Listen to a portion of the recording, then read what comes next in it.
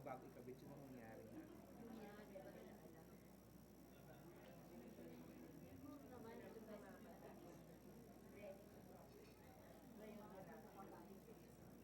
Daw kasi tinatanggal daw ang tao. Huwag daw palit-palit ng equipment yung tao.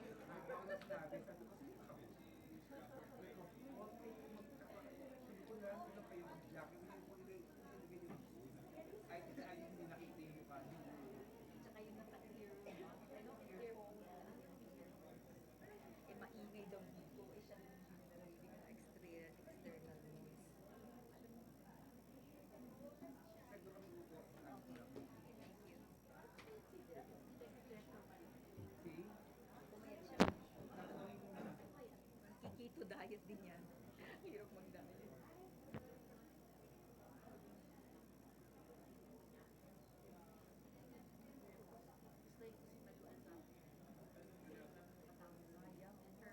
Her house is there, right?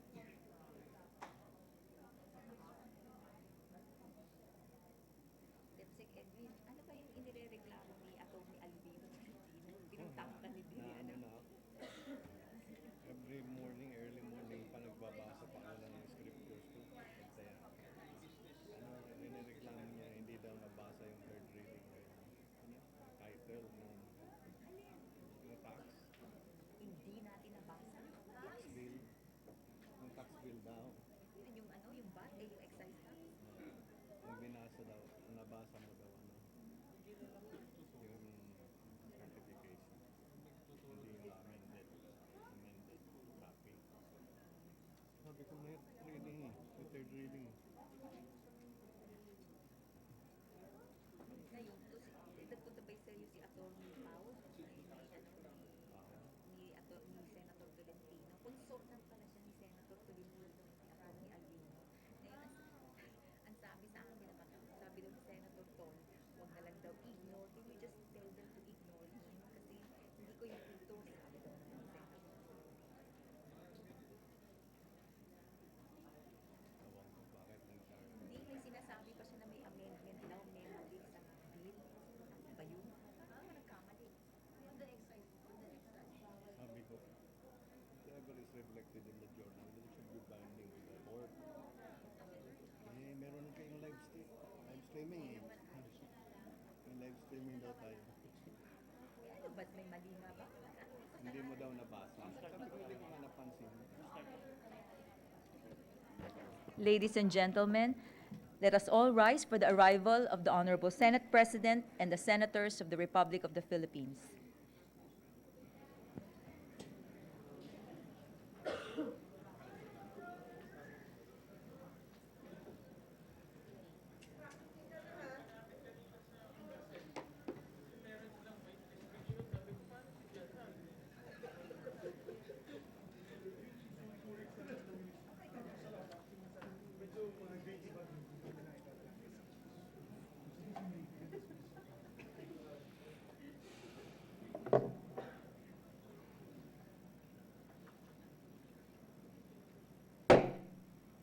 The 43rd session of the Senate and the first regular session of the 18th Congress is hereby called to order.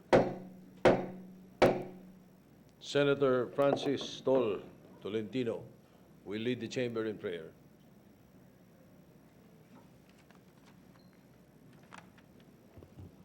Prayer for the victims of the Taal volcano eruption.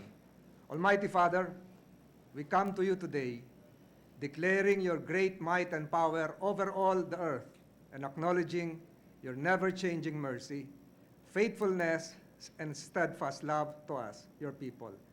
Right now, we lift up to you the condition of our brethren affected by the still unfolding Taal volcano eruption as they stay in the evacuation centers, especially those in the towns of Alguncillo, Alitagtag, Balete, Cuenca, Laurel, Santo Tomas, Malvar, Mataas na Kahoy, San Nicolas, Santa Teresita, Taal, Talisay, the cities of Lipa and Tanawan in Batangas, among others.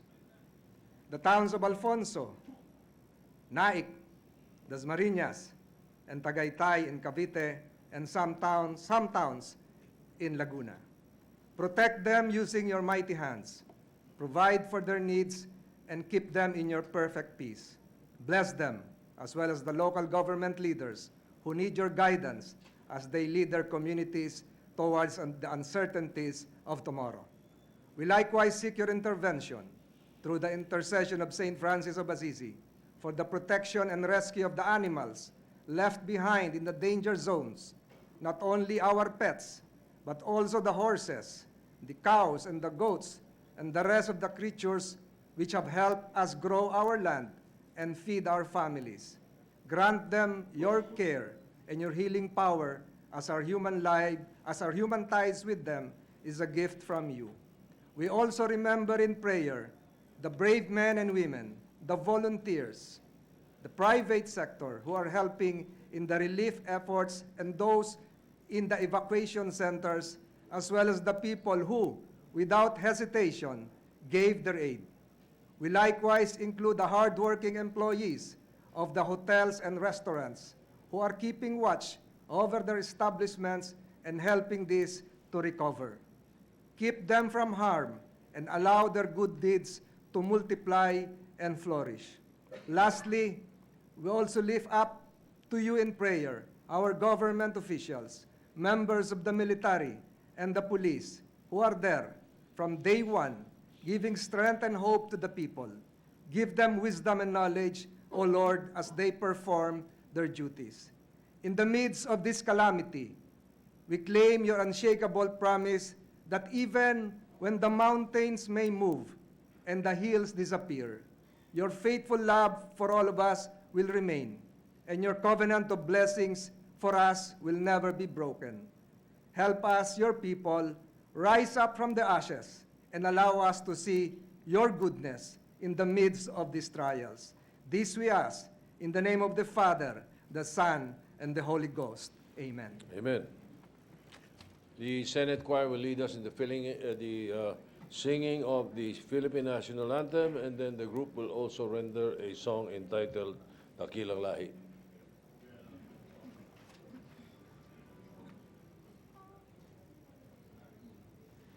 Bayang magiliw, pero sa silanganan, alam ng puso, sa dibdib mo'y buhay. Lupang hinirang, duyan ka ng magiting, sa manlulupig, di ka pasisihin. Sa dagat at bundok, sa simoy at sa langit mong bugaw, may dilagang tula at awis sa paglayang minamahal. Ang kisap ng watawat mo'y tagumpay na nagdidinig, ang bituin at araw niyang kailan pamay di magdidinig. Lupa ng araw ng buwan at ipagsinta, mo'y langit sa piling mo.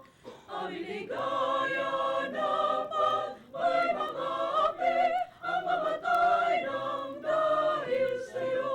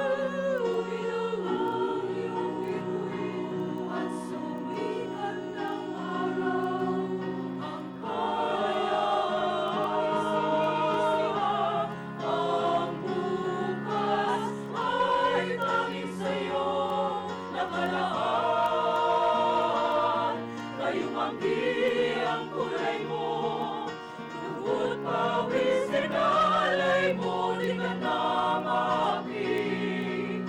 Ngayon o kailanman, pag-ibig ko sa'yo, inang bayan.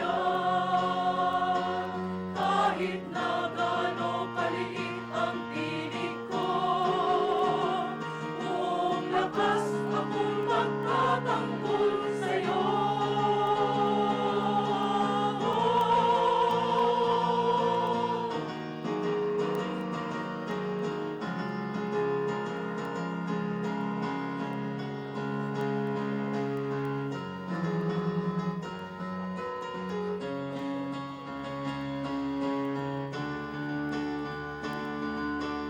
Ang bukas ay tanging sa'yo nakalaan. Ngayong manghi ang kulay mo, ang buhay ko'y alay sa'yo, di ka na maapit. Ngayon o kailanman, pag-ibig ko sa'yo, inang bayan.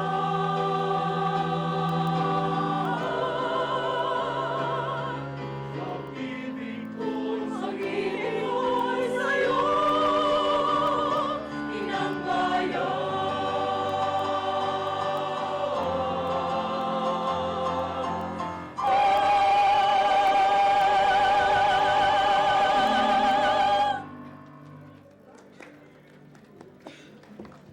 Thank you. Thank you very much. Give my regards to the composer of the song. The secretary will please call the roll. Roll call of members, the Honorable Senators Angara, Binay, Cayetano, De Lima, De La Rosa, Drilon, Gatchalian, Go, Gordon, Ontiveros, Lacson, Lapid, Marcos, Pacquiao, Pangilinan, Pimentel, Po, Recto, Revilla, Tolentino, Villanueva, Villar, Zubiri, Senate President Soto III. With 21 senators present, the chair declares the presence of a quorum. Majority Leader. Thank you very much, Mr. President. Mr. President, I'd like to greet everybody a Happy New Year. Today is the first session day of the decade. Mr. President. So, before we take up official business, Mr. President, we just like to greet the birthdays of our colleagues. We had on January 11, the professor of the School of Recto, nobody else but our Senate President Pro Tem, Senator Ralph Recto, who turned 45 in January 11. 45? 32. And last January 20, Mr. President, today, 2020, is the birthday of Senator Coco Pimentel, my fellow Mindanaoan. Happy birthday. And Francis Tolentino was January 2. It was forgotten to be written down here by my staff. January 3 was the birthday of our distinguished senator from Cavite, Senator Francis Tol Tolentino. And I believe tomorrow, another birthday celebrant. No other than former General, our distinguished colleague, Senator Ronald Bato de la Rosa. All right, we'd like to greet all our colleagues very happy birthday. But there is a special request that we call Senator Pimentel to the lounge while we have a 1-minute suspension because of his birthday. Yes, Mr. President. 1-minute suspension. To greet. Happy birthday.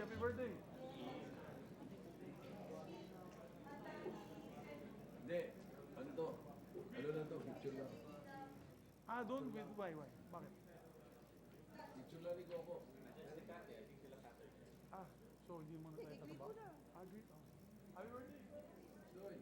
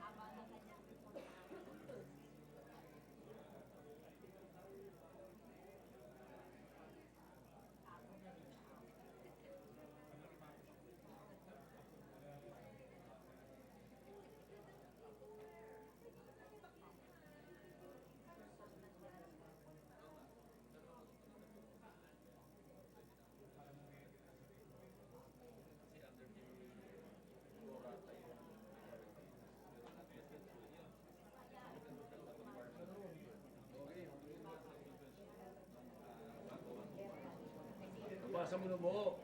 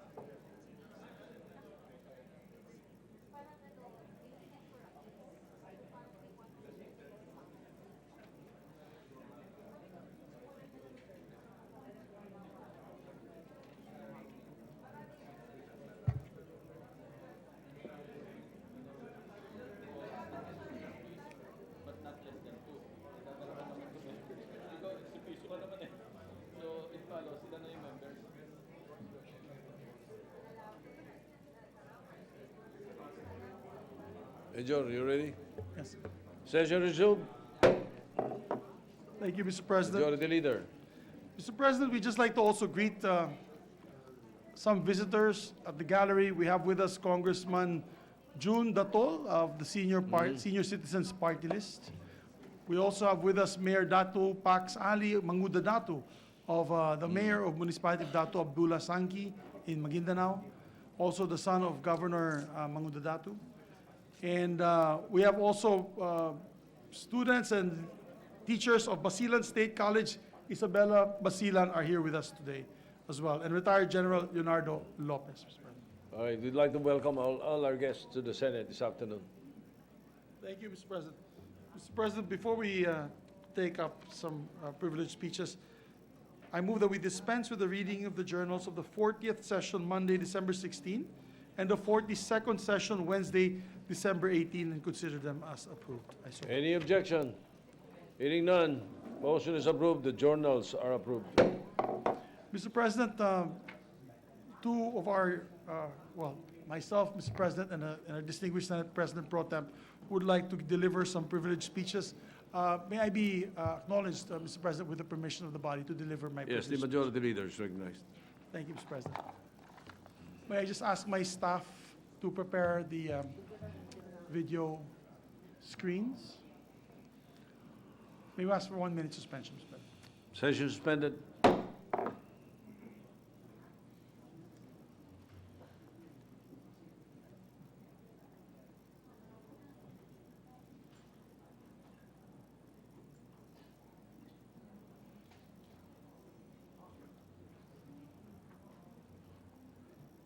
Ready to resume, Mr. President.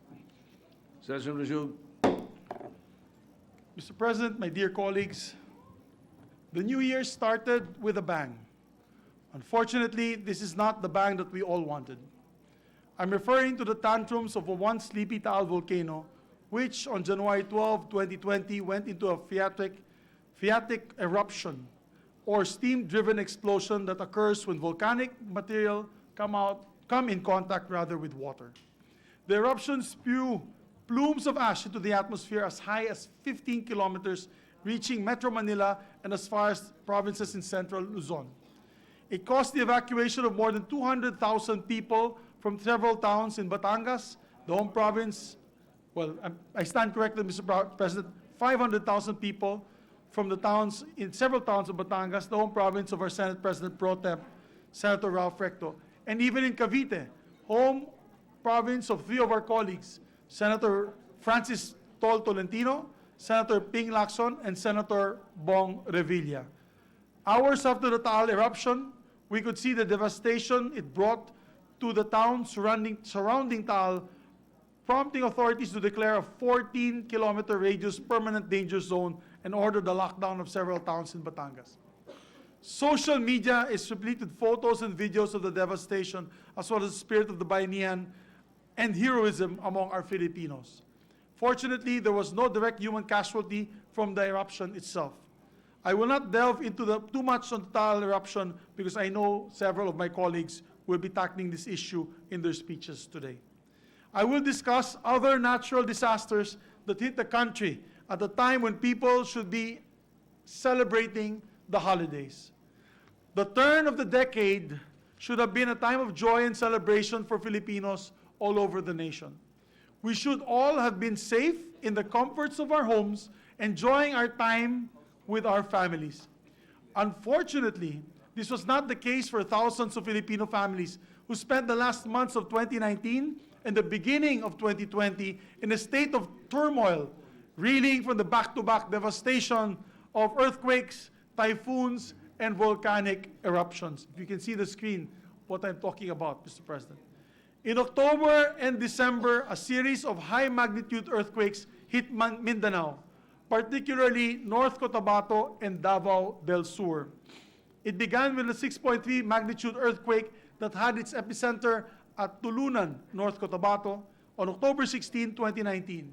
And not too long after, on October 29, Tulunan once again suffered a quake, this time even stronger at a magnitude 6.6. And then it happened again, October 31, when Tulunan was once more shaken by a 6.5 magnitude earthquake. Apart from Tulunan, the municipality of Makilala in North Cotabato and the city of Kidapawan, as well as the municipalities of Santa Cruz, Matanao, Magsaysay, and Bansalan, and the city of Digos in Davao del Sur were on high alert, experiencing intensity 7 shaking on the PhilVox earthquake intensity scale.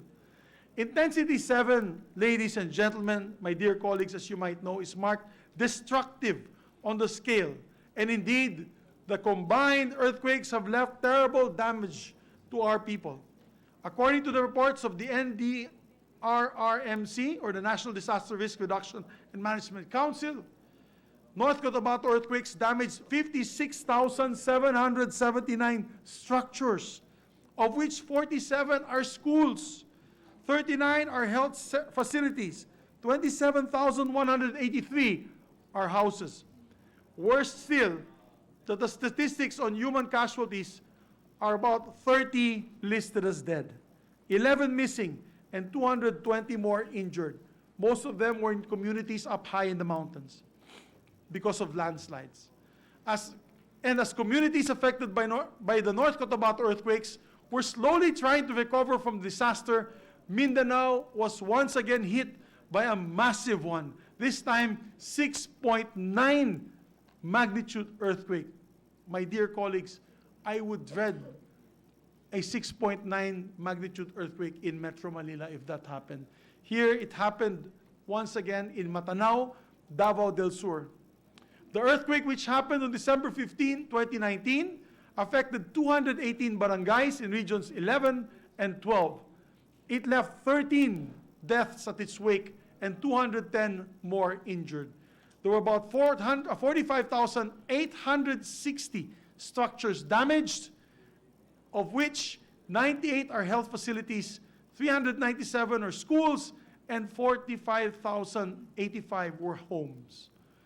December was particularly disaster-struck because that same month, the nation, my dear colleagues, was hit by its final 2 typhoons of the year.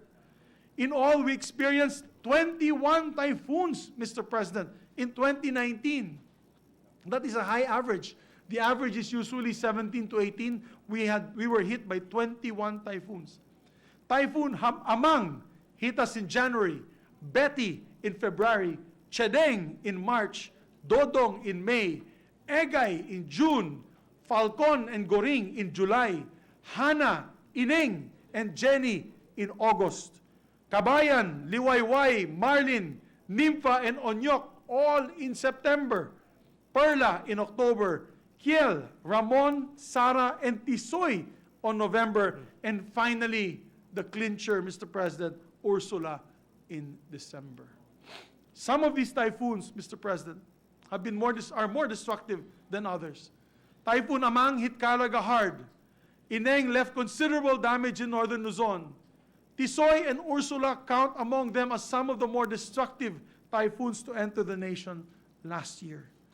Typhoon Tisoy stormed through Calabarzon, Mimaropa, Caraga, and regions 3, 5, 6, and 7 in early December, resulting in at least 4 deaths and 561,445 structures damaged.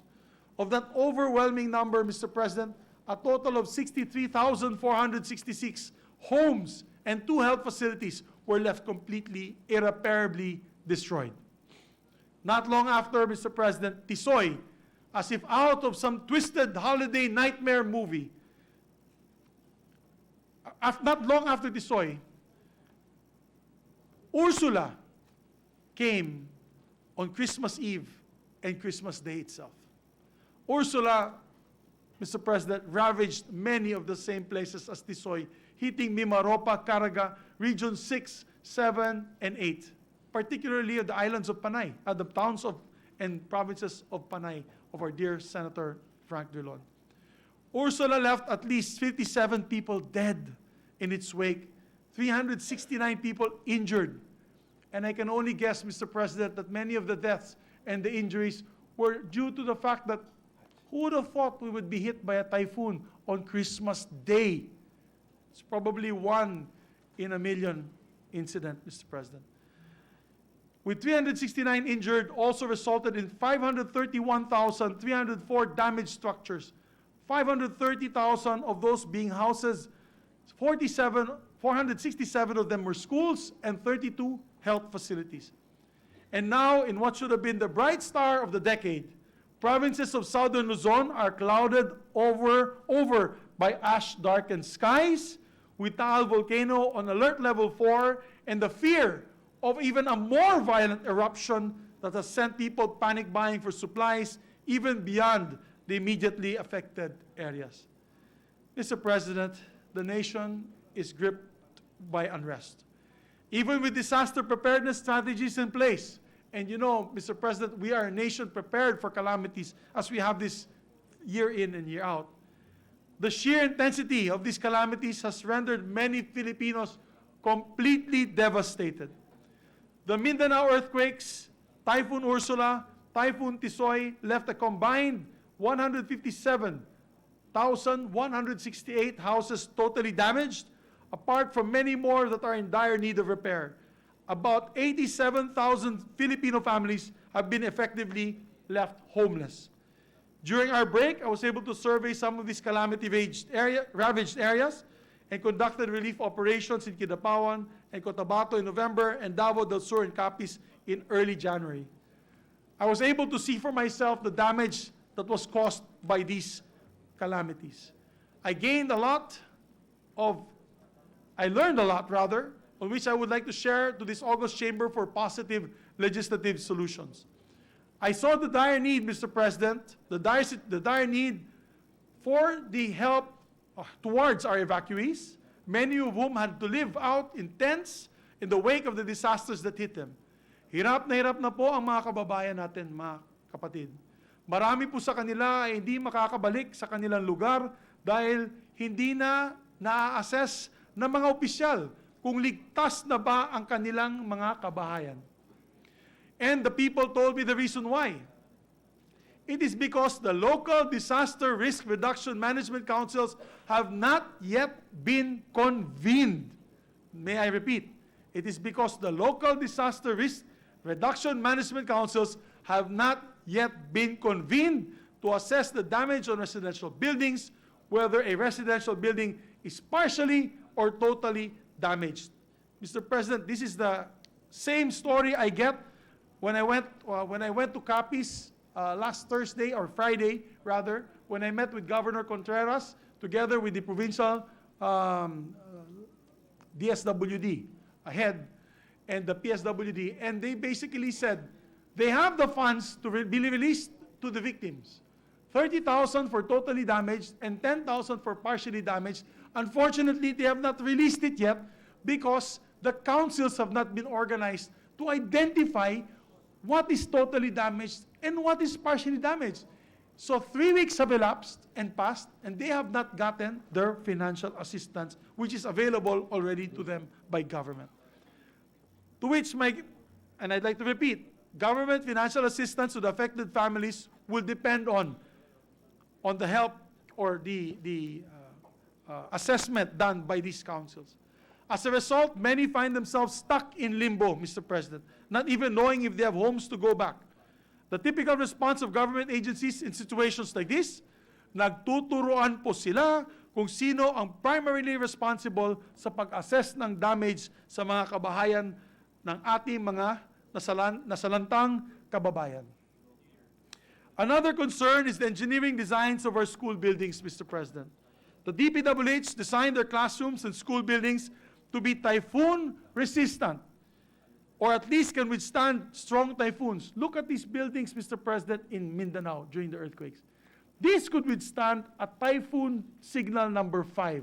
Solidly built, heavily constructed with cement and steel kabilya, but it's nothing compared to a 6.9 earthquake or a 7 magnitude earthquake. These are actual pictures when we visited Davao del Sur, Mr. President.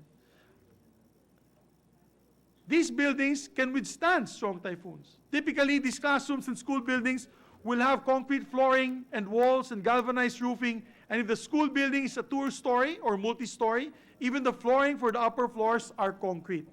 It is appropriate for typhoon belt and typhoon hit provinces of our country. These are the provinces of Luzon and Visayas, and even eastern parts of Mindanao and Caraga region. However, these are provinces in Mindanao. However, there are provinces rather in Mindanao that are not typhoon prone. And we have just found out that they are actually more earthquake prone. These are the southern, central, and western Mindanao provinces. These provinces are more prone to earthquakes than other natural calamities. So when we use engineering designs for classrooms or school buildings suitable to withstand typhoons in earthquake-prone areas, the result, my friends, ladies and gentlemen, is different when it comes to earthquakes. Easily, the classrooms collapse on their very own weight. And as you can see from these photos in Davao del Sur, these buildings are already condemned, and they are brand new, Mr. President, brand new buildings. The local authorities, the DPWH and district engineers, aware of this development as a result of the strong earthquakes that hit Mindanao in the recent months, could not just redesign or revise the designs of classrooms or school buildings appropriate in their areas, meaning that can design and withstand strong earthquakes. Because there are, Mr. President, designs for this. I learned, for instance, Mr. President, that in the US, structures near the San Andreas Fault in California are not allowed to be built this way. They use dry walls, what you call plasterboards. We call them plywood, cement boards, or high-density fiber boards as walling for these classrooms or other durable but lighter materials. Because when there's a strong earthquake, it does not necessarily collapse right away. It can move and shake with the ground as it is ongoing, the earthquake is ongoing. It is because the design for our classrooms and school buildings have to be approved by the DPWH, and deviations or revisions of the DPWH approved designs would warrant a negative COA finding or even ombudsman cases. Thus, there is a need for the DPWH to consider topography and geohazards, particularly in the area, in designing our classroom and school buildings. That's why Senator Lacson, the chair in charge of the committee in charge for the Department of Disaster Resilience, we really have to look into the next deliberation on how we can design structures for particular areas, if it's typhoon-prone or earthquake-prone areas, with the approval, rather, of a new building code for these particular projects without hazard to those who are implementing it. Kasi kung papalitan mo yung hollow block wall sa plyboards or what you call high fiber boards, which can be used to withstand earthquakes, baka sabihin, winan 2, 3, or parang i-undercut at yung tawag dito, yung sa projects, it is substandard. So we really have to come up with a design. It cannot be just one design fits all for our classrooms and school buildings for these particular areas. Ladies and gentlemen, in these trying times, we rely upon the timely release of our calamity funds to help our people get on track to recovery.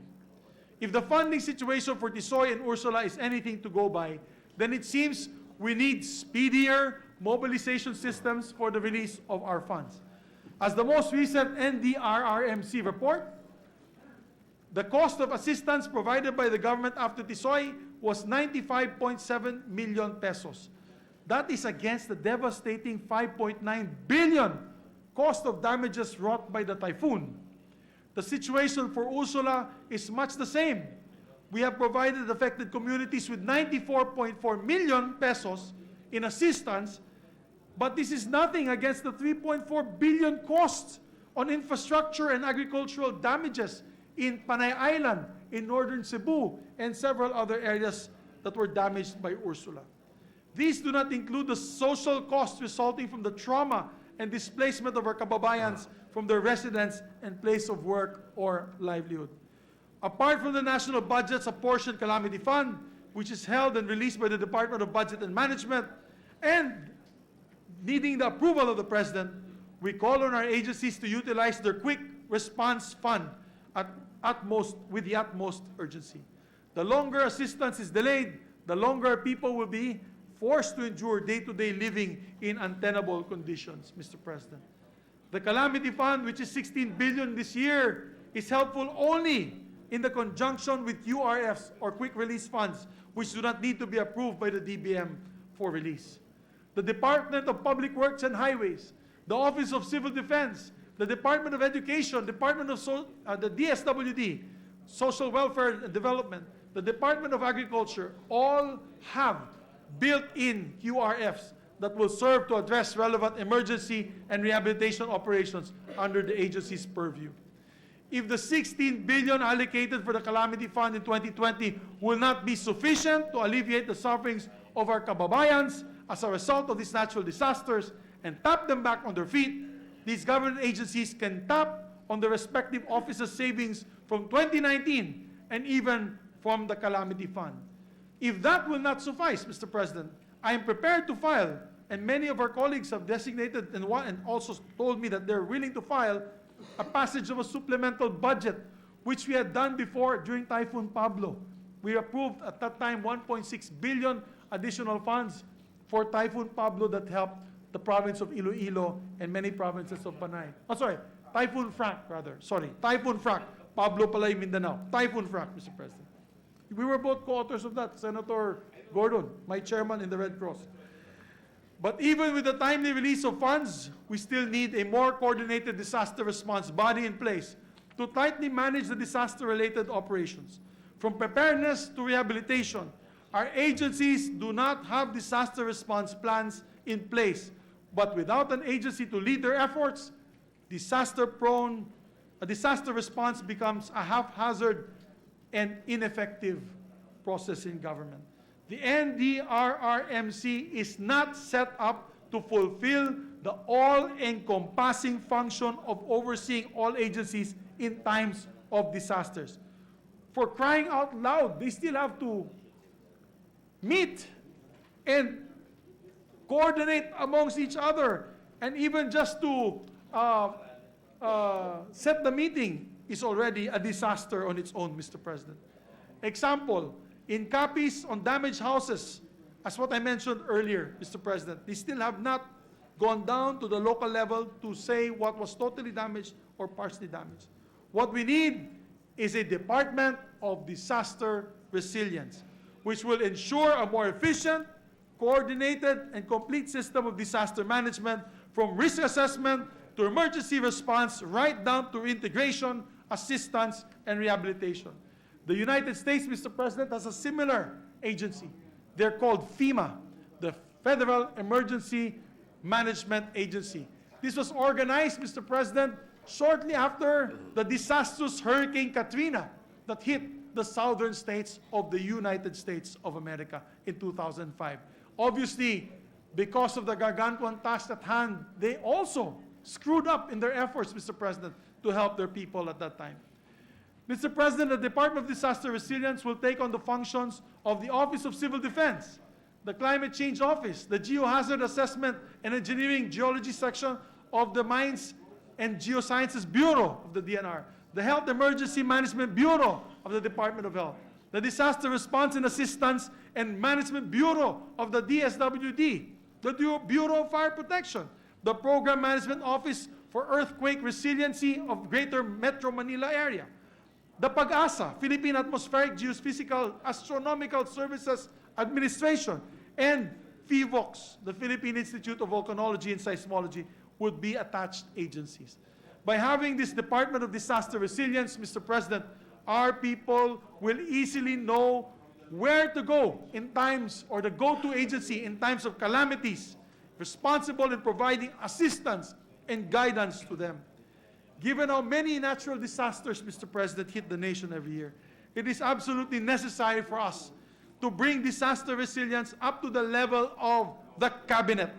And that is why we need the Department of Disaster Resilience now more than ever. Imagine, Mr. President, in a span of 20 days, we were hit by 3 different calamities: earthquake, typhoon, volcano.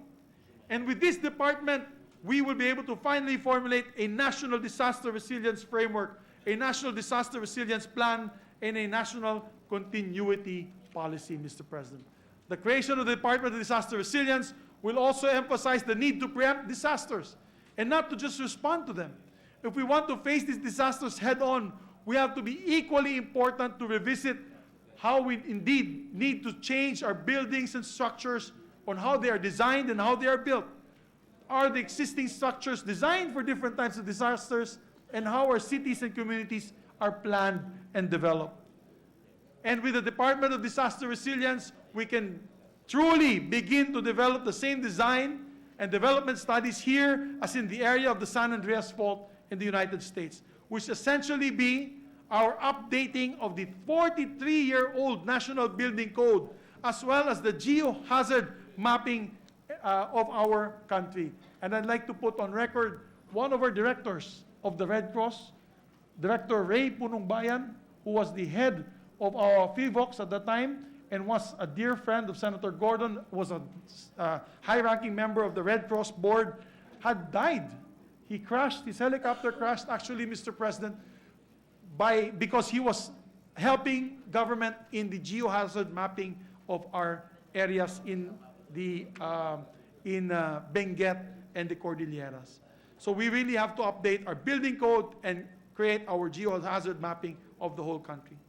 Mr. President, finally, it costs to be reactive in our approach to natural disasters.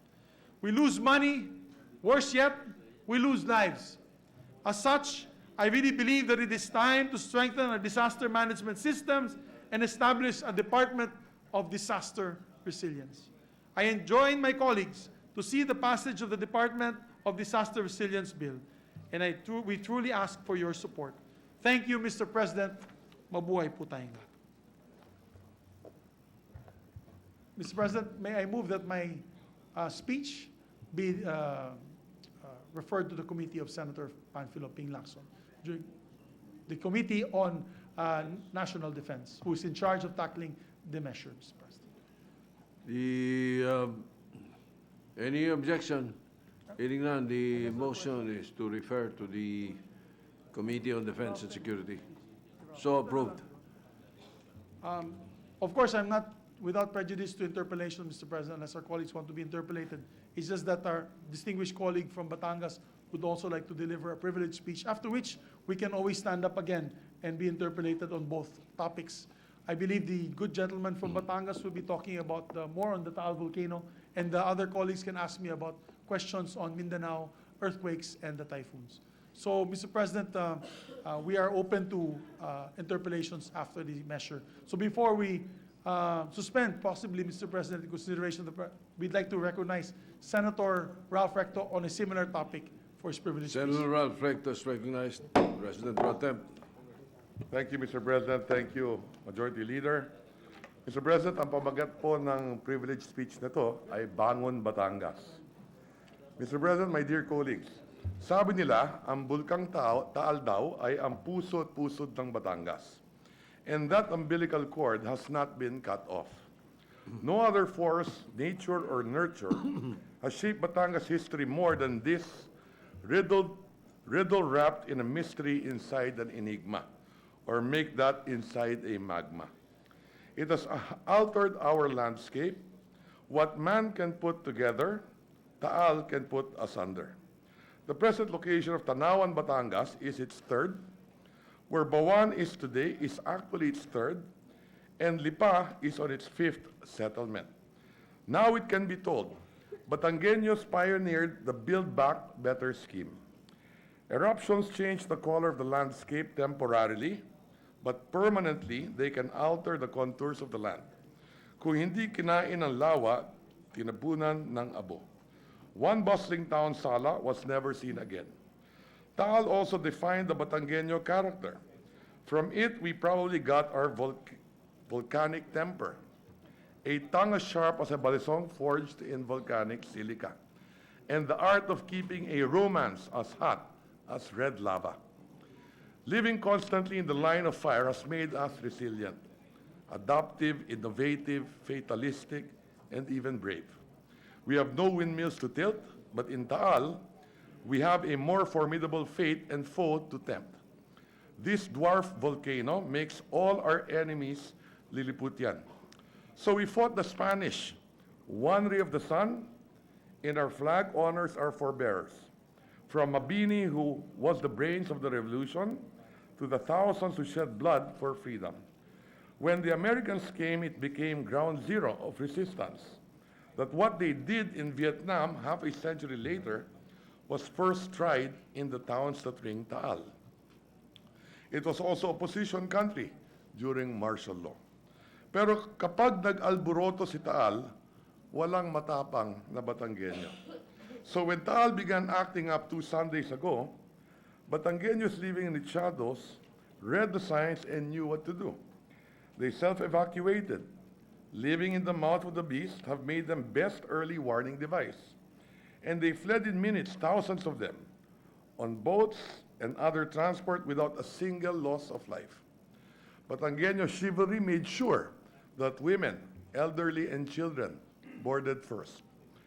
Batangueño hospitality made sure that not one of the hundreds of tourists on the island will be hurt. Batangueño men launched the flotilla of boats as if they were veterans of Dunkirk. The boats would return later to rescue the animals left behind, to redeem the tearful promise of, "I shall return," that was whispered to them by their humans. Maliit man daw ang Taal, ang abo naman nito ay nakakapuwing. And so it did. Its January 12 eruption was short by Taal standards, a burp, when compared to its 1754 cataclysmic behavior, when it vomited ash and lava for almost 7 months. Yet it was able to displace 500,000 people, 100,000 families. Can you imagine that? A little less than 200,000 today are in roughly 500 evacuation centers, turned 11 towns into no-go zones, halted activity in the Tagaytay Ridge, which is the most visited tourist area in the Philippines. The fallout extended further and upward. Metro Manila schools and offices closed for days and shut down Naiya and Clark, marooning hundreds of thousands of passengers in 643 flights canceled. Farms whose soil was made rich by past volcanic eruption took a beating as well. And so are the waters from which the best tasting tawilis, maliputo, tilapia, and bangus are farmed and fished. The DA pegged an initial estimate of 3 billion peso bill in crops and animals were lost. Even the bean counters in government was able to tally the 1.35 billion lost to Kapeng Barako, farms by Taal's toxic brew. This toll of misery in Taal is not having a blast yet, because still buried in its bowels is the force of hundreds of Hiroshimas. The resilience of the Batangueños and their fellow classmates in the revolution and neighbors around Taal, the people of Cavite, Laguna, and Quezon, in the face of the eruptions have been romanticized in viral means, witty poems and moving songs that only Batangueños could weave together. So are the continuing heartfelt response of Filipinos, from Batanes to Tawi-Tawi, the Red Cross, and from every time zone in the world. They're so earnest and endless, this human pipeline of help, that they have left many macho Batangas men to tears. This comparison is as thick as Taal's ashfall. And what makes them truly human is that most of donations poured in anonymously. And we know that kindness without credit is the most sublime. Mula po sa kaibuturan ng aming puso, maraming salamat po. But citizen resilience should not stand as a substitute for government response. Whatever the disaster is, the toughness of survivors does not excuse government from showing total care. I will later describe the house of possible government response, but let me first tell you the whys. The electricity we use in this building was most probably dispatched from Batangas. Base plants in the province supply half of Luzon's power supply. Some of the steel bars and sheets and cement being used by the construction around us originate from Batangas too. Most of the cars in the showrooms that dot our neighborhood rolled off from Batangas ports. And so are visitors from Mimaropa shopping in the malls nearby. Speaking of vehicles, many of their parts, together with many export items, are made in the manufacturing corridor in the Batangas Gateway. The tilapia and bangus grilled in the riverside row of eateries, a stone's throw away from here, probably come from Taal Lake. So are the pineapple in the hotel buffet tables, the coffee beans that baristas brew. The Filipiniana store, Balikbayans love to visit in our neighboring mall showcases Batangas-made products whose name begins with B. Balisong, Burdang Taal, Bagoong, Barakong Kape, Buko Pay, at marami pang iba. Near it are travel shops that package tours to another B, which is not Batangas, beaches, because its coastline is abundant in vitamin C. Ano man ang type nyo sa pagkaluto ng itlog nyo, poached, fried, or scrambled, ang itlog na yan ay tiyak galing Batangas. And for smokers or cough-up taxes, and for alcohol-proof drinkers, leave a hefty tip to the BIR whenever they order their favorite drink. Many of these tin products are also made in Batangas. But Batangas is just one cog in the economic powerhouse that is Calabar Zone, the highest GDP contributor next to Metro Manila. The provinces affected by Taal eruption, Batangas, Cavite, Laguna, Quezon, is some sort of a mini European Union. 4 provinces linked by commerce. As an example, a Batangueño may live in Batangas, works in Laguna, and shops in Cavite. Or a Cavite family has business in Batangas, but sends their kid to a college in Laguna. Or a Laguna family has a farm in Batangas and a small business in Cavite. So while a factory in Laguna may remain unscathed by volcanic ash, it is as if it was dealt a direct blow if many of its Batangueño employees cannot report for work because their homes have been affected by the eruption. The same is true with Tagaytay establishments, as many of their workers are residents of the lakeshore towns below. The reality is factories are not like driverless cars that can navigate on their own. And orders are not taken by robots in restaurants. When the workforce is displaced, the workplace is too. Kung Batangueño ka, malamang may kamag-anak ka sa Cavite, Laguna, Quezon, na sila ngayon kumukup-kup sa mga daang libong bakwit. At gusto kong espesyal na pasalamatan ang mga taga-Laguna, mga Caviteño, mga Quezon. For this is true. Many evacuees have been taken in by private homes in Cavite, Laguna, and in Quezon. This makes the radius of the desolation and help wider. In plotting the coordinates of assistance, including the other provinces, is a must. May kasabihan ito sa Batangas, ang sakit ng kalingkingan, dama ng buong katawan. Hari naway tapos na ang pag-alboroto ng Taal, sapagkat ang kirot nito ay dama ng buong sambayanan. Ika nga sa isang liham ng isang kabatang na nagsusumamo kay Taal. Kamusta na ga? Ikaw ga galit pa din? Kalma na ikaw, nasisira na ang iyong ganda pag ikaw gayan. Tahan na nang kami makabangon na at nang ikaw bumalik na ulit sa iyong ganda. Pero kahit mag-the end pa ang pyrotechnic show ni Taal, malaking trabaho ang ating kinakaharap. The hard work is after the dust has settled. Houses to be rebuilt, schools to be repaired, streets to be cleaned, and those with cracks to be replaced, animal farms to be restocked, orchards to be rehabilitated, livelihood to be resurrected, interrupted business to be started again.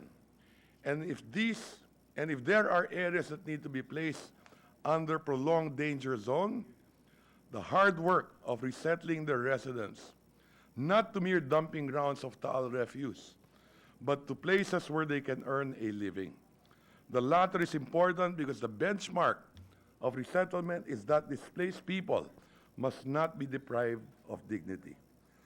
Taos waking up is a wake-up call for all of us. Protocols have to be dusted up from how NAIA can cope with a shutdown to the need for more evacuation facilities in a region crammed with people in a country prone to calamity. The people affected by this calamity deserve help, for they have religiously amortized their volcanic eruption insurance over the years through the taxes they pay from their businesses, trade, and jobs. Also chipping in are remittances from Batangueño workers abroad, from Japan to Jamaica, from Italy to Iceland, from UAE to USA. Those who speak with alae accent form the biggest subset of the Filipino diaspora. Until Taal quiets down, the final cost of relief, rehabilitation, reconstruction cannot be tallied yet. But that does not immobilize us from identifying and readying the sources of assistance. And luckily, the 2020 national budget is a raft of aid that can be tapped. To name a few, there is the Calamity Fund.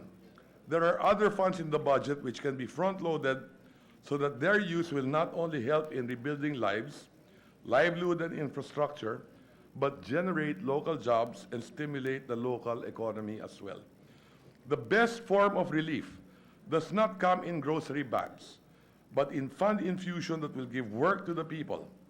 The Batangueño people are ready with their sweat equity.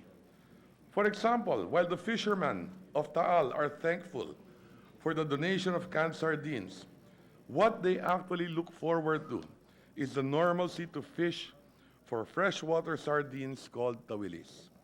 It is also time for government to accelerate and advance the grant of welfare assistance from 4Ps, senior pension, sustainable livelihood program, shelter assistance, supplementary feeding program, protective services for individuals in difficult circumstances, etc. Kung ano ang para sa buong taon, pwedeng ibigay na rin. There are off-budget items that can be tapped as well. Yung bilyon-bilyon travel tax na matagal nang binuro, iayuda sa mga nasa industriya ng turismo sa Taal at palibot nito. At unahin ang mga nasa laylayan ng lawa, yung mga bangkero, mga may-ari ng kabayo sa isla. Isa pang binagoong na pondo which can be tapped for Taal rehabilitation is the MBUC Fund, which stands at 46.25 billion. I've also filed a bill today for consideration of the administration establishing the Taal Reconstruction Commission so that rehabilitation is done in an organized, program, predictable, transparent, interagency manner with the robust participation of local governments, civil society, and the private sector. Why do we have to prepare early? Because we do not wait for our neighbor's house to be on fire before we post bidding notices for a water hose. I also believe, based on our history, that it is only through a chartered one-stop shop government body that the rehabilitation of a devastated land can be successful. If many of our calamity areas are dotted with the carcasses of failed, delayed, and unneeded projects, it is because the approach in rebuilding has been scattered and sporadic. Sa mahabang kasaysayan nito, maraming unos ang dinaanan o dinanas at nalampasan ng Batanggenyo. Ang pagsabog ng Taal ay bahagi lamang ng mga pagsubok. Kung gaano kasigurado ang pagdating ng trahedya, ganoon din ang aming pagbangon. Itaga nyo sa bato, babangon ang Batangas. Ang nakakataba lang ng puso ay nakakapawi ng lungkot. Ay anumang hirap ang pinapasan namin ngayon, napapagaan sa pagdating ng tulong ng aming mga kababayan at tulong ninyong lahat. Halos buong sambayanan ang umaalay sa amin. Pinawi nyo ang aming uhaw, binigyan nyo kami ng saplot, nilatagan ng mahihigaan, ipinagluto ng pagkain, binigyan ng gamot, pati aming mga hayop ay inaruga ninyo. Binuksan ang inyong mga bahay at inilikas kami sa ligtas na lugar. Kung gaano kakapal ang abo, ganoon din ang kwento ng tapang at dalamhati na aming nararamdaman. Sumuong kayo sa panganib, hindi alintana ang pagod. Makapiling lang kami sa aming oras ng pangangailangan. Wala na kaming masasabi kundi maraming salamat po sa inyo lahat. At bilang pagtatapos, let me share with you some questions that evacuees have asked of me. Lalo na doon sa mga bayang sobrang naapektuhan ng Taal. Sabi nila, Sir, pagkatapos ito, ano na? Paano na kami?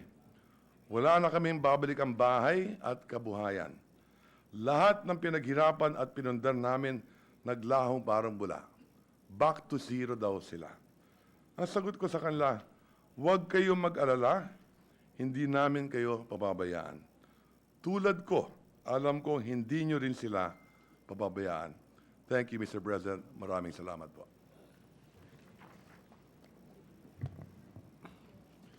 Majority Leader. Thank you, Mr. President. Maybe I also refer this privileged speech of our distinguished Senate President Pro Tem to the Committee on National Defense. I so move, Mr. President. Hearing no objection, so referred.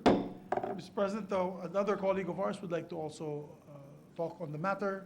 Our resident expert on disasters, as he is the chairman of the Red Cross, no other than Senator Richard Dick Gordon. Thank you very much, Mr. President. The chairman of the Red Cross is recognized. Senator Gordon. Mr. President, I wasn't going to go up and deliver a speech today, but I am thrilled that two of our senators have gone up before me and have stood for preparedness, for very cogent reaction during a disaster, and talked about the good things about the Filipino, yung bayanihan that is occurring. You know, all the adjoining provinces are working together and solving the problem. But my brief here today, and I'm delivering this as usual extempore, is only because I think there was a song before, "Where have all the flowers gone?" or "When will we ever learn?" It would seem that we have never really learned. We react all the time, every time there's a disasters. And with apologies to my very dear friend and colleague, Miggs, I really am not thrilled by the fact that we're now going to create another commission. But I could be convinced, Mr. President. A department, because there is already a disaster commission. And Mr. President, to my mind, what solves disasters is really good leadership and organized people who are ready to help and assist right away, who are able to do the 4Ps, which, I'm sorry, I'll have to be modest here, which I teach the Red Cross every day. The 4Ps. Predict. You cannot forget Dick, so predict ang una. Predict. You have to know what your kaaway is. What is your challenge? If you're beside the river, you could have floods. If you're beside the mountain, you could have landslides. If you're beside the ocean, you could have a tsunami. If you're beside the volcano, then you have to predict. And usually, if you're beside the ang susunod dyan, dapat yung design, the engineering. If you're beside the volcano like Pinatubo or like Laal, which I'm sorry to say, I'll be very vulgar here, is one of the biggest ash holes in the world because it disgorges so much ash. And, Mr. President, what happens is if you don't have an A-frame, we should learn from the others. In Switzerland, they have A-frame homes so that the snow will slide down. Very simple. I mean, we have to learn to survive. We have so many architects and engineers. We should learn how to adapt to these things. For example, in Pinatubo, we learned that lahar will flow, very viscous, and it's like a lagare, nilalagare yung banks. Pero if you build your houses on stilts, dadaan yung lahar, hindi ka lalamunin ng lahar, hindi ka makakain ng lahar. Lalampas yung lahar, Mr. President. So really, adaptation. Di ba tinuturo sa atin sa biology yan o sa science? Man must learn to adapt. Adaptation ang tawag dyan. Where there is a stimulus, then we react to the stimulus. Just like you get bitten by a mosquito, you pagpag it, or you start developing a vaccine to solve malaria, or for that matter, another threat that is occurring and we're still sitting on our behinds, is the fact that China today has a very mysterious disease. It has already gone to several countries like Japan and Thailand. And I don't want to tip the apple cart here, but I understand we already have one here. Hindi pa lang sinasabi, dinidetermine pa lang kung tama yan. So it's important that we know because there have already been 3 deaths. But nonetheless, again, we have to predict the scenario, Mr. President.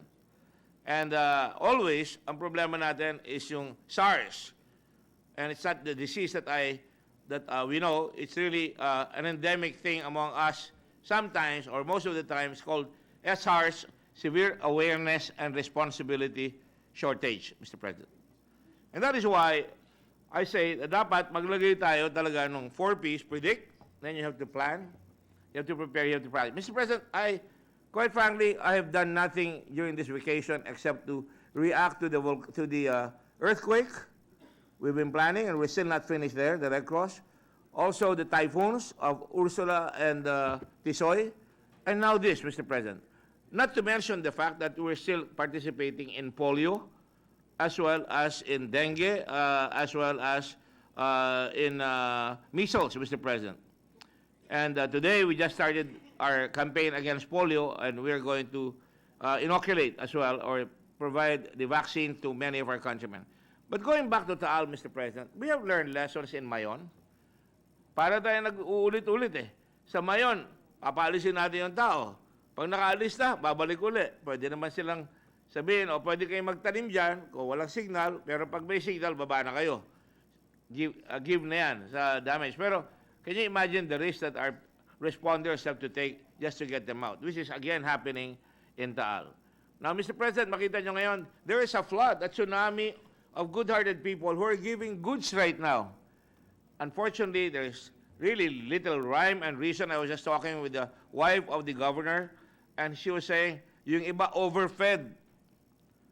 Yung iba underfed. And you know, Mr. President, in the Red Cross, we say overserved, underserved, not served. And a good system where you have, and I'm doing that right now, having volunteers in every evacuation center that will handle health. Sino ang may respiratory ailment? Sino ang may threat of heart disease? Sino ang malnourished na bata? Identifying it through our health volunteers, we can put them right away in terms of helping them. Again, Mr. President, we have people who will provide water. We have 4 tankers there. Maynila sent 30 tankers and Manila sent 5 water tankers. Pero, hindi ko naman sinasabing mali yun, tama yun. Pero actually, they could provide, itatawag natin, a big tanks made of rubber that you could, pwedeng iwanan yun, lagyan na lang ng mga spigots, and the people can go there. Now, Mr. President, obviously, you need to assess ano magiging damage do sa evacuation center. Sa evacuation center, Mr. President, most of them are in gymnasiums. Most of them have gone to other houses. In gymnasiums, nagulat ka ako, ang gaganda nung mga tent na binibigay sa kanila. Worry number 1, Mr. President, pagka nagsunog yun, mabilis yun. These are cheap tents. I don't know what they're made of. And that's why we ordered extinguishers just in case magsunog, maharap natin. And we are teaching the people there right away na kung magkasunog, dito kayo dadaan. Because, again, you can create a disaster within a disaster. Now, at the same time, Mr. President, we have to provide in those areas, when you have 2,000 people in one evacuation center, you're going to have disease. You're going to have to do hygiene care, hygiene training, water. We provide, for example, we cannot dig anymore for latrines. What we provide are, for example, Bert Lina and I have a deal where he provides us with yung event portalets, and they do the cleaning and the collecting. Wala na tayong gagawin. What am I trying to say here, Mr. President? Hindi naman kami nagmamagaling dito. We don't have to reinvent the wheel all the time. We can share this. For example, Mr. President, what I learned in Haiyan was that it was a super typhoon could be the century, Mr. President. And because it ran a wide swath, and I will show you the swath of Haiyan, were multicolored dyan, yung red nasa gitna, palabas, ang lakas-lakas, ilang bayan yon, initially maybe about 20 provinces. The devastation was severe, especially in the coastal areas. And yet right away, as you show the swath of the typhoon, Mr. President, makikita nyo na yung coastline ay talagang nagiba ng gusto yung mga tao sa coastline. At sabing ganon, this is a no-build zone. Pero ano nangyari? Ayan yung SWAT, dinrawing namin. Tingnan nyo, dumaan sa Leyte, sa Samar, sa Cebu, north of Cebu, dumaan sa lahat, sa Bohol. And at that time, they even had an earthquake in Bohol, if you will recall. Nakalimutan yun, it became a forgotten disaster. So the devastation that it brought was a lot of houses. And so how are you going to handle that, Mr. President?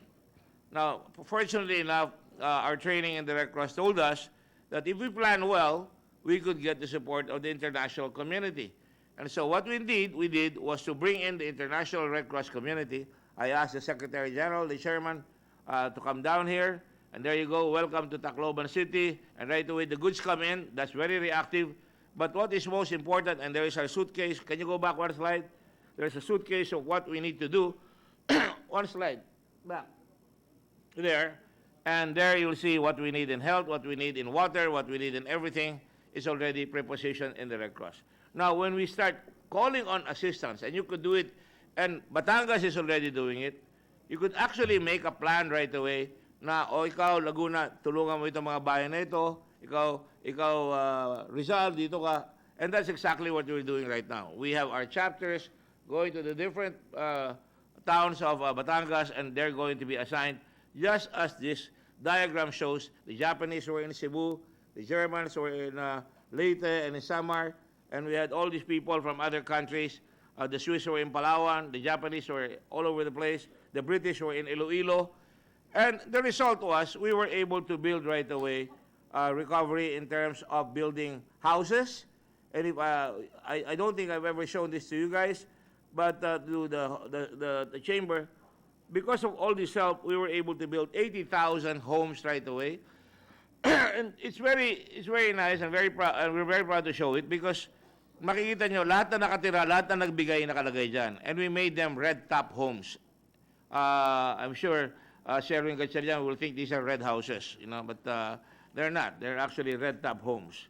And because they're red top homes, Mr. President, the donor would know where his house is. For example, if you go forward, there they even have a multipurpose hall, and then you have homes that are built properly.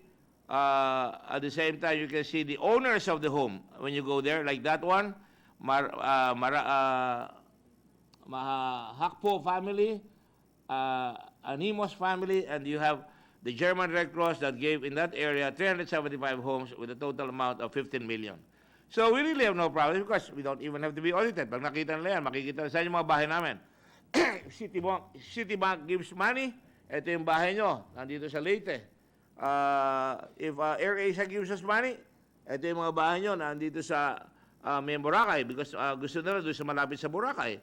And we have listed down all of them, and depending on how far they are from the ocean, pag malapit ka sa ocean, ayan ang bahay mo, may semento ng konti.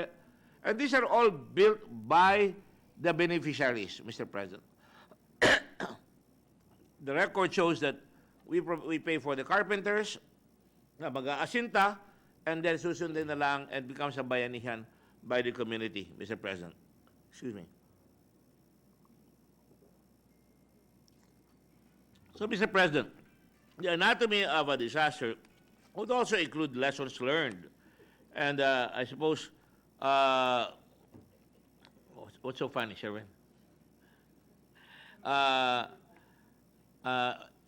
Maybe Sherwin was reminding me about the slogan for Batangas, titigas raw uli ang Batangas pagkatapos ito, dahil tigasin si Recto. Mr. President, when we say lessons learned, we have to have the continuity plan for factories. One of the big problems that we're going to have in this Taal, Mr. President, is that many of factories in Laguna and Batangas are precision machines. So if the ash goes into the machines, Mr. President, may problema tayo. Magsasara muna yan. Our tourism will be affected because if there is a big blow that is expected to happen, then the airports will close down. And yet, we've been announcing to everybody that Subic is open. Wala pang naghahanda para kung sakaling mag-blow yan, they can go to Clark or Subic. They can divert the planes to Subic and Clark. And of course, Mr. President, it is important that we share this because when we form another commission or another cabinet, what is the difference, Mr. President? These are the same people. Our soldiers will still be utilized, as we saw, and we should congratulate our soldiers. They were there first, doing the evacuation. Our policemen were there. Our Coast Guard was there. And they should be part of the commission. It's a coordinating commission in National Disaster Risk Reduction. I authored that bill with Senator Biason. And what is important is meetings not just during disasters, but practicing, predict, using the plan, and preparing and practicing, Mr. President. And I don't see that happening, Mr. President. So we're always caught with our pants down, literally, when a disaster happens, and we're prone to commit the same mistakes again. So now, magulo doon sa pagbibigay, umaangal yung iba, iba, chinaachani raw ng mga barangay captain, ginagawang bodega yung mga bahay. I've gotten these complaints, Mr. President, from high officials of Batangas, no less. And of course, Mr. President, we all know that dapat, very, very logical, dapat meron tayong food trucks o lutuan. The Red Cross has 4 food trucks there, and we're going to send more. Para sa ganoon, pag nasa disaster area ka na, nasa evacuation ka, bibigyan ka ng lata, bibigyan ka ng pagkain, iluluto mo pa. Saan ka maghahanap ng lutuan? Wala naman lutuan. And so, ayan, we have hot meals on wheels, which we have also in Iloilo. People of Iloilo learn quickly, and in Bacolod, we send those to the earthquake areas, and we have Pasay, Manila, Quezon City, and the headquarters sending hot meals on wheels to different places in Batangas right now. Now, hopefully gayahin para pag next disaster, hindi nagkakagulo ang tao. At least mainit ang pagkain. And then at the same time, dapat ang pasok ng Department of Health talagang naghahanda. I remember, Mr. President, in Pinatubo, I noticed I was mayor at that time, namamatay yung mga Aita. Araw-araw. A lot of Aitas were dying. And so I went to the evacuation center and I saw the Manila doctors from DOH smoking cigarettes and just sitting on the table. And I really chastised them and I said, your job is to find out, do you know that so many people have died here? And many of them were not even conscious of the fact. And so when I went around the area, I saw yung mga corned beef, yung mga pagkain, binibenta doon sa paligid na mga Aita. Why? Because it's not their staple food, Mr. President. They wanted fish and vegetables. So right away, we procured vegetables and fish, and the dying stopped, Mr. President. So these are little things that we have to share. And again, simple lang yan. Magbibigay ka nga ng dilata, hindi naman mabuksan, natataranta pa ang mga tao. And most of the time now, by the way, we're shifting to giving money para they can buy what they need. And you resuscitate the market right away. And of course, the biggest casualty here are schools. They are used as evacuation centers. So, nakalagay doon sa headline sa araw, 30,000 are going to be, well, you know, Mr. President, kung talagang ganon, necessity is the mother of invention, you can have the teachers who cannot teach their children teach at night. use the schools that are still okay, bring the kids there, and teach at night. Para sa ganun, they have nice schools, and anyway, hindi pa tayo magtatayo na magtatayo.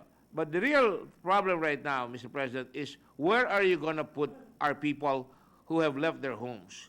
If you visit the area right beside the island, Volcano Island, sa Volcano Island, talagang no-brainer yan.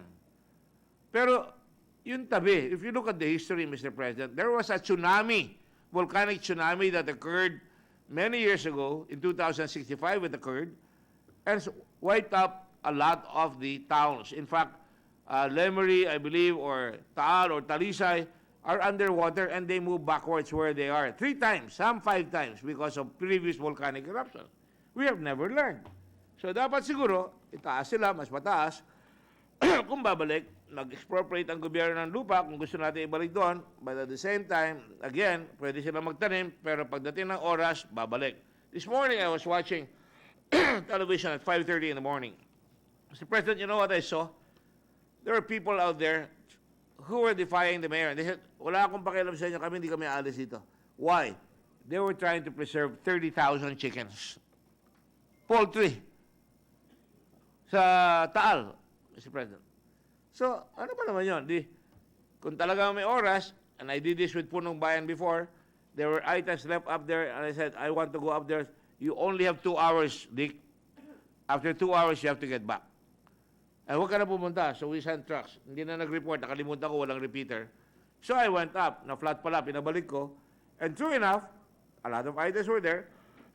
And we brought them down, Mr. President, right away. Some of them refused to go down and we never saw them again. Some items said, yung kalabaw ko, yung baka ko, hindi ko pa nakukuha. Pwede ko bang ibaba itong langka? Pwede ko bang ibaba itong mga sticks na ito para may magagamit ko? Wala akong pera doon. I ended up buying a lot of langka that day and putting it aside. And there was a barangay captain there na pinapana yung mga tao because sabi niya, kinukuro namin yung tao niya. But in reality, galit siya sa local mayor because natalo sa sabong yung mayor hindi nagbayad. And so he's stopping the local municipality from going up there. And I said, look, pag hindi mo ginawa yan, bubuhatin ka namin dito. And we did. And sabi niya, nakiusap, buhatin niya yung bigas ko. Hindi, bigyan kita ng 4 na kabang bigas, sasakay ko para meron ka. And that's what happened. They took the 4 cabans of bigas. But you know, same thing with the poultry. You could easily, there are poultry trucks that are available. They could easily bring the poultry right away. And if you saw the TV today, you could see how courageous our people are, how poor our people are to a certain extent. Yung kabayo, sinasakay sa bangka, pinapalundag yung kabayo sa bangka, tumatadyak yung kabayo, umiilag yung tao, but they were able to remove some of the horses and the cows. Now, of course, kung talaga may calamity fund tayo, and this is where I'm going now, may calamity fund ka, huwag na kayong magulo dyan, bibilhin na lang namin yung mga kabayo nyo. May mga dokumento naman yan mababayaran yan kung talagang totoo. But if you don't want to risk that, just to let them know, nobody's gonna go out there, will pay for your cows and your poultry. That's the job of government, Mr. President, to preserve life over property. Now, Mr. President, ngayon, last year, ang calamity fund may sobrang 11 billion. Hindi nagastos. Kaya nangyari siguro, sabi nga ni Ping Lacson, Senator Lacson, 20 billion previously, now they're looking for 4 billion that they reduced it with. Now, Mr. President, the calamity fund is there. There are all kinds of funds, Mr. President. Quick response funds, meron yan. Yung mga mayors, meron silang calamity fund. Sometimes it becomes a fiesta of expenditure that you don't really need. And that is why, kung magpipredict at magpaplan at magpiprepare, they should have already, this is not rocket science, alam mo kakailanganin ng tubig ng tao. Alam mo kakailanganin ng mga kumot, mga gamit kung nag-evacuate, you could actually prepare that already, but the big preparation should be, and we did that here in this Congress, Mr. President, when I was senator the first time, we put some money to look at all the areas where we can put people, where there are no faults, where it is safe to put our people. But we have not followed that until now. We spent 50 million over that initially, and it has been published. I don't think we're following that. And I know because in Ginsa-Ugon, we could not put any, identify any place there, especially on the Pacific side, all the way from Samar to Surigao. Ang hirap makakita ng matinong lupa dyan because there are too many faults. That's why this country is a fault-finding country, Mr. President. We find fault all the time. And having said that, Mr. President, I think just a glimpse of what can happen. You don't have to put up another bureaucracy, pay a lot of people when it's already there. What you need is somebody who will let people into line. Somebody who will be firm, fair, and make sure that he can do it right away in a disaster. You have to really lead strongly. If you don't lead strongly, then they will not follow you. So, Mr. President, I'd like to end by commending again our people. I commend Senator Recto for his foresight in thanking all the other people who have been helping them. Big Subiri for his foresight in that we must learn. Of one thing that we must do is that we must learn. And we must commend our people because especially in Laguna, especially yung mga kapitbahay natin sa Rizal and all the way up to Cavite, Cavite has declared a calamity area because they are occupying. Now, the next problem on that, Mr. President, if, sabi nga may Arab saying, if you have a visitor for 3 days, it's okay. But if he goes beyond 3 days, it becomes a problem. You're gonna have problems, Mr. President. Sabi niya, hindi ko kaya kayong pakainin dito kahit nakamag-anak ko kayo. So again, that has got to be looked into because if they're going to stay there for a long time, there must be an accountable way, a system where we could provide help for those who have been displaced and where we could put them there in somebody's area and they could have a coupon where they can buy food that is supported by the government. So, Mr. President, on that note, just some vignettes from 53 years of experience in the Red Cross, including 63 years of my mother in the Red Cross, and I'm very proud of that. And because of this, Mr. President, I think we should all heed what the Jesuits used to tell us. Man learns by his mistakes. That's what it should be. We should all learn from our mistakes, and then they would follow. That is why God never learns. Probably because he never makes mistakes. And so, Mr. President, we ought to try and make sure that an effort is made by the Senate, a message is sent by the Senate for supporting the NDRMC, supporting all the provincial NDRMC, but to make sure that we are ready, and we don't want to investigate at this time, that we will drop the axe upon anybody who will take advantage of the situation, from everything from selling overpriced masks to stealing goods or pocketing money that is being given there. Thank you, Thank you very much, Mr. President. All right. Mabuhay po ang Pilipinas. Majority Leader, before you move to refer the speech of Senator Gordon, if I may be allowed to just input a few things. I was really wondering what some of our friends and colleagues are talking about when they say calamity fund. I was a former vice mayor, Mayor Gatchalian, Mayor Tolentino. They were all local government officials. All LGUs are mandated to reserve 5% of their entire budget. Mayor Gordon knows this. As calamity fund. Ba't ang hihingi sila sa private sector? They have 5% of their entire budget. For example, Manila. What is the budget of Manila? 12 billion? 5% of that budget is for calamity fund. Everyone, all the provinces, all cities, all municipalities. So what calamity fund are they looking for? Mr. They President, have the calamity funds in their respective local government units. Mr. President. So hopefully we can look into this and perhaps we can find out how much the total budget of calamity fund that the local government units have for the entire country. Yes, Mr. President. Ano? However, Mr. President, may I Yes. just add to the discussion? There are towns, however, that are very small era, Mr. President. There are towns, there are small towns. For example, yung pinuntahan ko, yung sa Davao del Sur, Matanao, Senator Bato de la Rosa's province of Matanao. Their infrastructure is completely destroyed, and yet, if they, for example, for discussion's sake, if their ERA is about 100 million, which is high for that area, Mr. President, 100 million, that's only 5 million. The Yes, 5 million I will not be able understand to the point. build. Oh, But that municipality is under a province. yes, That province has 5% mandatory reserve of Yes. their budget. maliit pa rin, So they Mr. can still President. help, you know. No, Kasi what I mean is, yung- the initial Opo. the initial reaction of Ah, local yes, Mr. government President. units must be kaagad. Yes, Mr. President. Yeah, Ang masama po nito, Mr. instant, President, because they can do that. They will be able to do that. As a matter of Unfortunately- fact, just for the record Yes, Mr. also, President. as a matter of fact, the reason I ran for the Senate in 1992 was because I was having a problem in Quezon City as Vice Mayor when we were trying to help the Mount Pinatubo evacuees.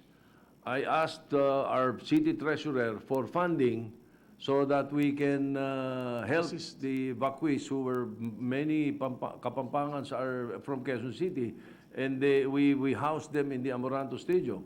We wanted to buy banig, we wanted to buy water, we wanted to buy things.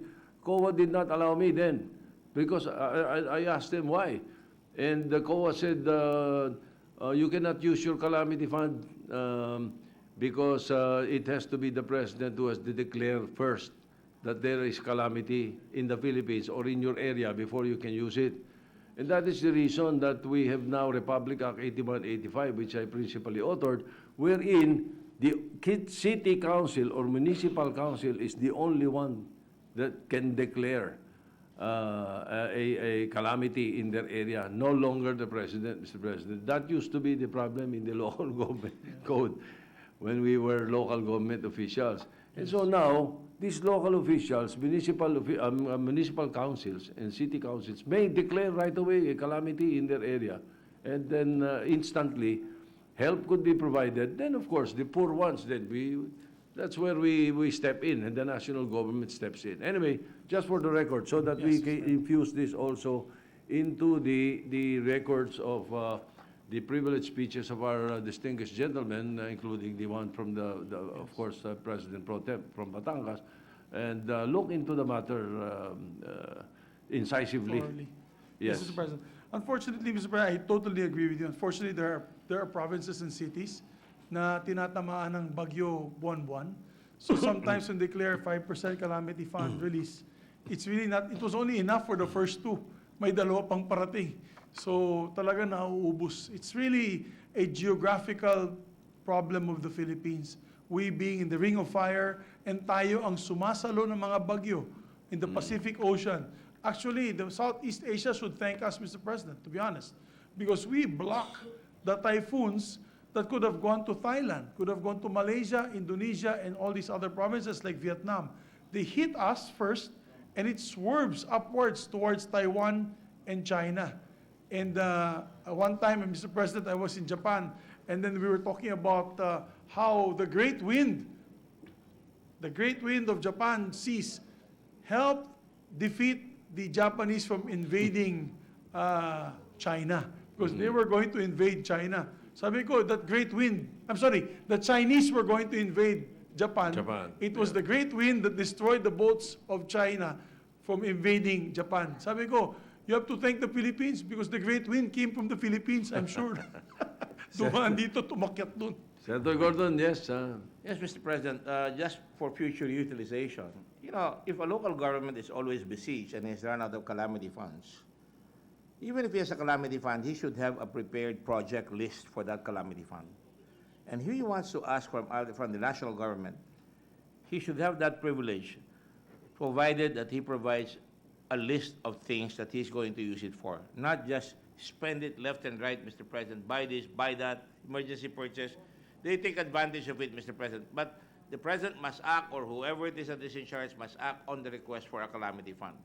That's what we do all the time, Mr. President. So when a chapter in the community in the Red Cross needs it, we will say, all right, provided you send right away your project list, and we can already advance it, but it has to be followed, and you would have to follow what you provided there. And we do that also internationally. Mr. President, I forgot something, and I don't want to be remiss. I just want to make mention of the fact that the Korean government, the Korean ambassador, particularly Ambassador Han Dong, has been in my office not once, not twice, not 3 times, but has been giving directly to the Red Cross. I just want to thank him for the trust with our people. He just gave $200,000 again for the Taal volcano. And Mr. President, in other calamities, they have also given in Mindanao, in Marawi, they gave money. And, we don't ask. Dumarating na lang. And that's why, Mr. President, ako rin, when Australia was suffering before before Taal erupted, I announced that we were going to give $1 million. No, I'm sorry, 500 thousand, no, $100,000, Mr. President, $100,000 to Australia. Now, Australia is a rich country. But, Mr. President, when I look at all the support that Australia has given without my asking, ang dami-dami. So it's money well spent. Now, I was able to raise right away $2.5 million because $100,000 of US is $500,000, Mr. President. Is practically kulang yon, magiging 500,000, 5 million dapat yun. So I'm still raising the balance. However, on Australia Day, I'd like to give that to them, and maybe the Senate has some extra money, bigyan na rin natin doon, para it's a manifestation of solidarity. And on the 26th, the Australian government is celebrating Australia Day. It would be a good way to show that the partnership between the Senate and the Philippine Red Cross is good, so you can already help. And I think it will make heads turn in Australia. They're already grateful. I was interviewed in Australia, and they said, you have a calamity, but you're helping us. Thank you very much, Mr. President. Thank you. All right, Senator Rector. Just to enrich the record, no? In Batangas today, you have 500,000 evacuees. Kung ang gastos dyan ay 100 piso kada tao, that's 50 million a day. Sa loob ng isang buwan, wipe out na yung buong calamity fund ng buong probinsya, which is about 1.2 billion yung budget. Sa isang buwan, 1.5 billion na yan. Eh, sinasabi sa amin ng Philbox, maghanda kayo ng 7 buwan. Kasi pwede to, pumutok pa within 7 months. So, ganun katindi yung problema, Mr. President. Ha? Isipin niyo, I don't know of any time in our history that we have evacuated 500,000 people. That is within a 14-kilometer radius, danger zone. If we add 3 kilometers to that radius, maging 17, that's 1 million Batangueños. It doubles immediately, and that's 1/3 of the entire province. So, just to enrich the record, I just wanted to put that also in there. All right. Thank you, Mr. President. Yes. So, Majority Leader, where do we Yes, Mr. refer President, the... we'd like to refer the speech of the gentleman from Zambales and Subic to the Committee on National Defense. For Also, the Committee on Defense and Security. Defense and Security. All right. Any objection? Hearing none. So referred. Thank you, Mr. President. Mr. President, we have a lot of bills to be referred, but before we do that, would we take a 1-minute Senate minute, Mr. President, for a short break? Yes, I so move. I was trying to say hello to the Tita Willis of Senator Tolentino. Yes, Mr. President, I agree. Before they swim away, Mr. President, I move for a short Senate break, Mr. President. Senate break, session suspended.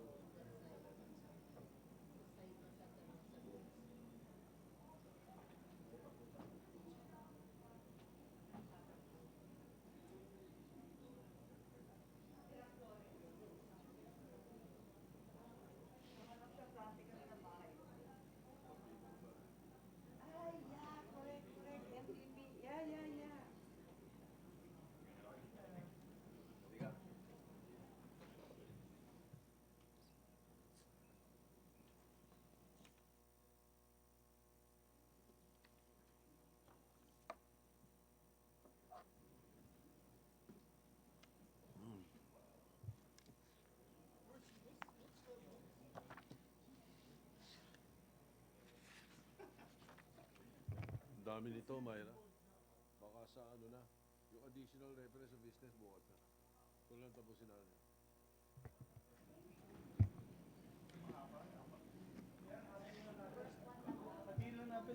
Session resumed. Thank you, Mr. President. Mr. President, I move for the reference of business. Secretary will proceed with the reference of business. Reference of business messages from the House of Representatives. Letter from the House of Representatives informing the Senate that on 17 December 2019, it designated Representatives Salceda, Garin, Swansing, Tan, Yap, Villaferte, Jr., Duabit, Villano, Abu, Advincula, and C. Alvarado as conferees to the Bicameral Conference Committee on the disagreeing provisions of House Number 1026 entitled An Act Amending Sections 141, 142, 143, 144, 147, 150, 152, 263, 265, and 288-A, and adding a new section 290-A to Republic Act Number 8424 as amended, otherwise known as the National Internal Revenue Code of 1997, and Senate Number 1074 entitled An Act Increasing the Excise Tax on Alcohol Products, Heated Tobacco Products, and Vapor Products, amending for this purpose Sections 141, 142, 143, 144, 147, 150, and 288, or Republic Act Number 8424 as amended, otherwise known as the National Internal Revenue Code of 1997 as amended, and for other purposes. To the archives. Letter from the House of Representatives informing the Senate that on 17 December 2019, it passed the following House bills in which it requests the concurrence of the Senate. House Number 5666 entitled An Act creating 4 additional branches of the Regional Trial Court in the 8th Judicial Region to be stationed in the city of Tacloban, Province of Leyte, and appropriating funds therefore. House Number 5614 entitled An Act creating 1 additional branch of the Regional Trial Court in the 10th Judicial Region to be stationed in the municipality of Villanueva, Province of Misamis Oriental, and appropriating funds therefore. House Number 5615 an act creating 1 additional branch of the Regional Trial Court in the 4th Judicial Region to be stationed in the municipality of Alfonso, Province of Cavite, and appropriating funds therefore.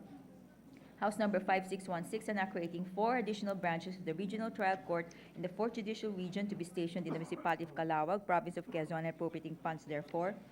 House Number 5617, an act creating 1 additional branch of the Regional Trial Court in the 8th Judicial Region to be stationed in the municipality of Villaba, Province of Leyte, and appropriating funds therefore. House Number 5618, an act creating 3 additional branches of the Regional Trial Court in the 4th Judicial Region to be stationed in the city of Calamba, Province of Laguna, and appropriating funds therefore.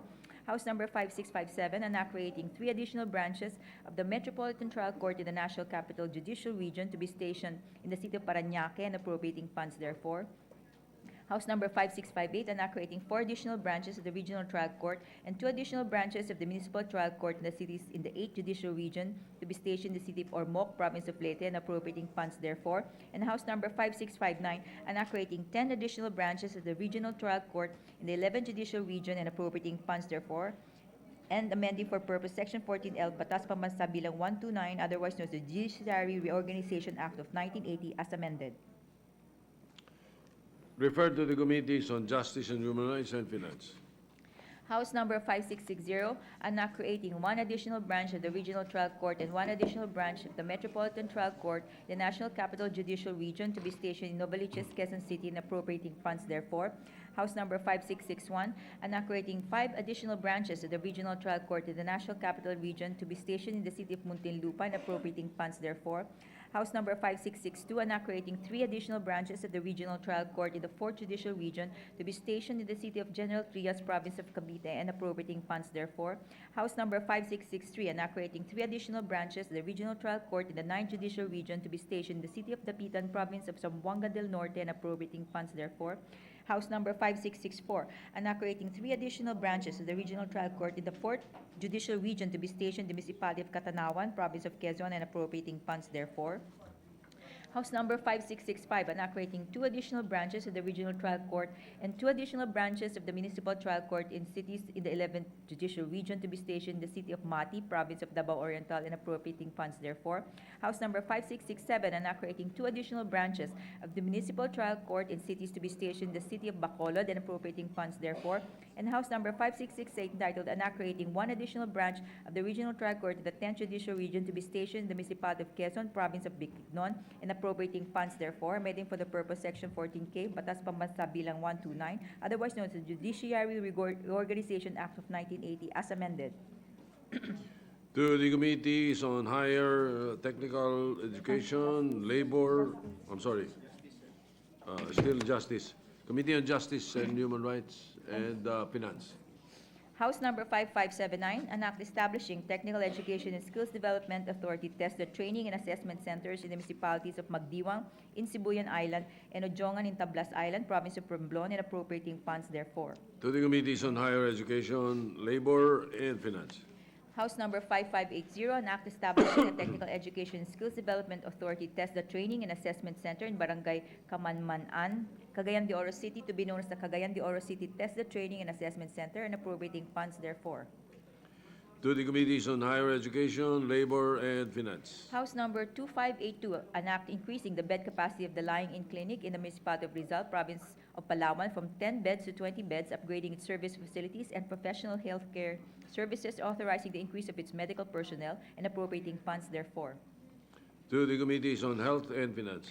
House Number 1799, an act renaming the Talisay District Hospital in Talisay City, province of Cebu, into Cebu South Medical Center, and appropriating funds therefore, amending for the purpose Republic Act Number 799, entitled An Act Establishing a District Hospital in the Municipality of Talisay, province of Cebu, to be known as the Talisay District Hospital, and appropriating funds therefore. To the Committees on Health and Finance. House Number 831, an act increasing the bed capacity of Bicol Medical Center in Naga City, province of Camarines Sur, from 500 beds to 1,000 beds, upgrading its service facilities and professional healthcare services, authorizing the increase of its medical workforce complement, amending for the purpose Republic Act Number 8053, and appropriating funds therefore. To the Committees on Health and Finance. House Number 2444, an act providing for the establishment of Women's and Children's Hospital, the municipality of Pamplona, in the province of Camarines Sur, to be known as the Bicol Women's and Children's Hospital, and appropriating funds thereof. To the Committees on Health and Finance.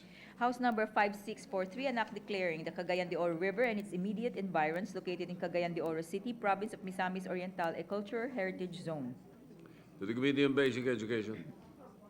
House Number 5644, an act declaring the city of Karkar in the province of Cebu a cultural heritage zone. To the Committee on Basic Education. House Number 5682, an act declaring June 21 of every year a special non-working holiday in Tagaytay City, province of Cavite, in commemoration of its foundation day, to be known as Charter Day of Tagaytay City, or Araw ng Lungsod ng Tagaytay, amending for the purpose Republic Act Number 10775. To the Committee on Local Government. House Number 5692, an act declaring June 15 of every year a special non-working holiday in the province of Pampanga, to be known as the Mount Pinatubo Memorial Day. To the Committee on Local Government.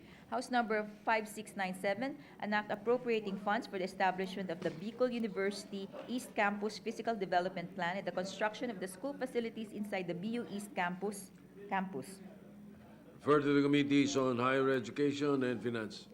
And House Number 5698, an act renaming the Mariano Marcos State University in the city of Batac, Ilocos Norte as the Ferdinand E. Marcos State University, amending for the purpose the Presidential Decree Number 1279, entitled Merging the Mariano Marcos Memorial College of Science and Technology and Northern Luzon State College into the State University, to be known as the Mariano Marcos State University, transferring the college-level courses of Ilocos Norte Agriculture College and Ilocos Norte College of Arts and Trades into said university, providing a charter for the purpose and appropriating funds therefore.